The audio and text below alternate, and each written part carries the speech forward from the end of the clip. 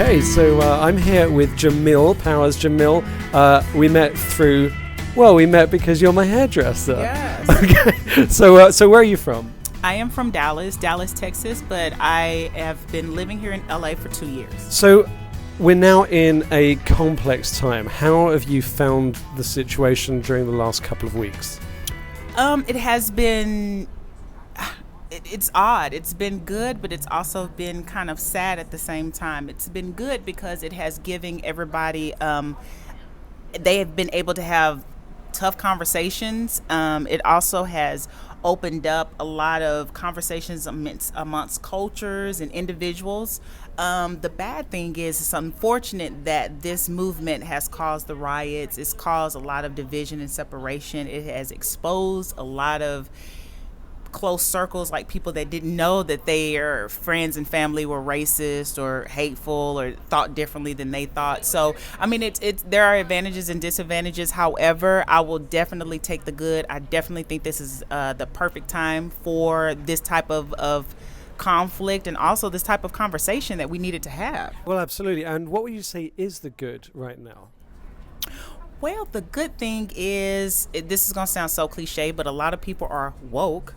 That's okay. We can go with that. We're not judging. We're not judging. At least not this second. Yeah. But I think what I mean by that is a lot of people are actually like, oh wow, there is a problem. Oh wow, there is a such thing as systematic injustice. There is a such thing as discrimination based off of your skin color, your background, your religion.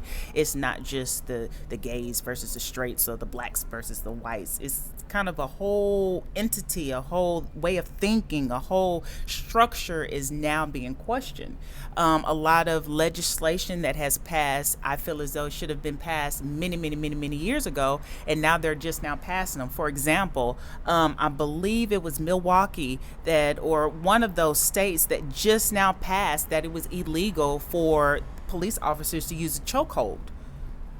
You would think that would be kind of common sense. You don't need to refrain someone by using a chokehold that could possibly kill someone. Sure. You know, little thing, baby steps. Absolutely. So in terms of the baby steps, now what do you think can be done from within the black community?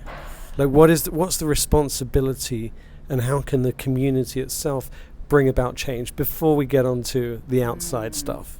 I think the main thing for the black community, it would be education. I would believe it would be as far as like educating yourself, how different rules and policies affect your community. So what have you experienced personally, Jamil? Have you ever had outright racism? Have you ever seen anything like that? I have been pulled over by the police. I do remember there was one time that I was actually pulled over, and in our community, or with black people, you have to make sure you don't show anger, don't be frustrated, because if you are, then you're accused of being the angry black woman, or you're aggressive, oh my God. So I remember I got a little upset because it was just like, why are you pulling me over? Like, under what purpose?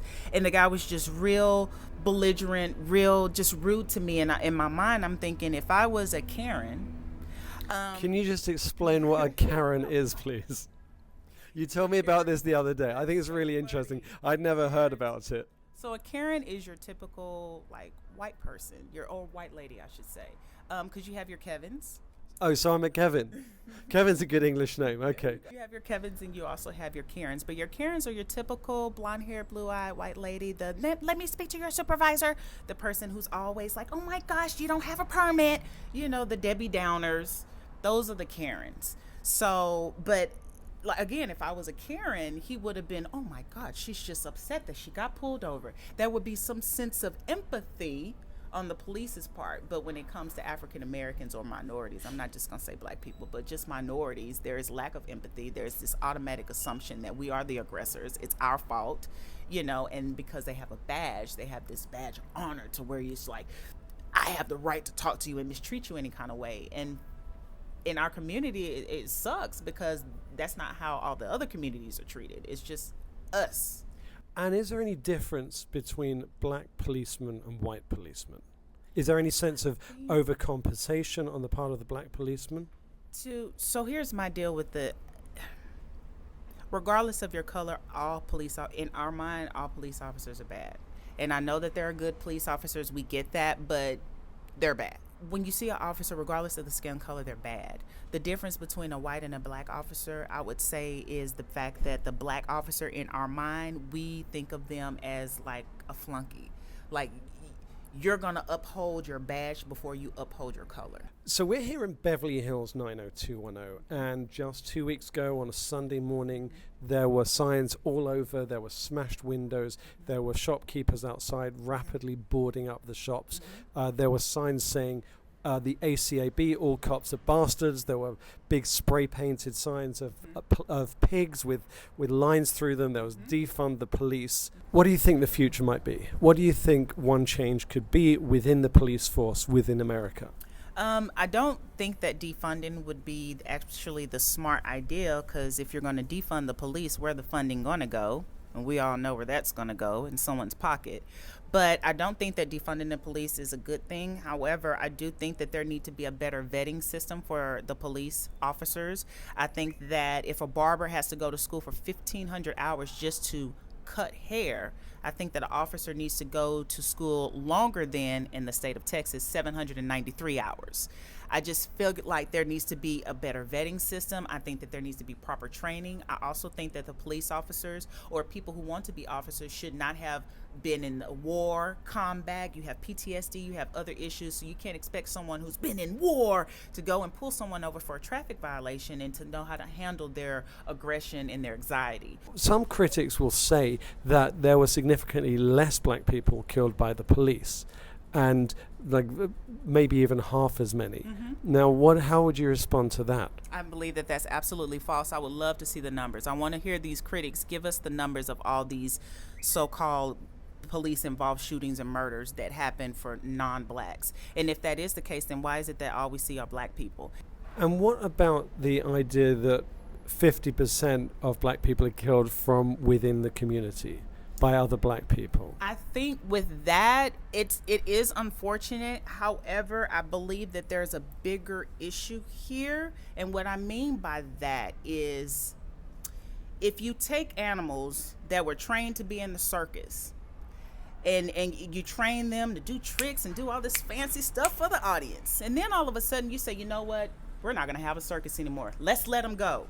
And you let those same tricks of animals go out into the wilderness, how do you think that they're going to behave? How do you think that you have to retrain them to deal with social life and in society and all of that? So with that being said, I think that this is a generational curse that African Americans have had from all the way from slavery. And I know people are like, oh my God, slavery is over with. But you have to understand that that is something, 400 years of something can really, really hurt and torment a culture. Well, absolutely, absolutely. So within that context, what is one thing that the black community would do? If you had to give one piece of advice, what would be the first step within the change? I hate to say it like this, but African American, it just seems as though the black people need to have a leader. We have to have a leader, and we can't be a leader within ourselves. We have to have a leader. So for those individuals, and it's a lot of them that feel as though they need leadership, I think that they need to have some sense of leadership within the community, whether it be a Nipsey Hussle or Malcolm X or Claude Anderson or somebody. So what happened with Obama? To be honest with you, with Obama, this is just my personal opinion, white folks are only going to give a black man so much power. So, for example, with the Obamacare, the principle behind it was amazing. But he had to fight tooth and nail to even pass Obamacare, and they had so many different things in there to where it doesn't give its full potential. He could only do so much. We were just fucking grateful that he even made it to the presidency without being murdered and killed. What would be one message you would have for the white folks outside America? To the white folks over there overseas, America is not that bad. There are some white people that do like us, but it's a huge percentage, like them Trumps, that hate us, and it sucks. Jamil Powers, thank you very much. I really appreciate it. I appreciate you. Thank you so much.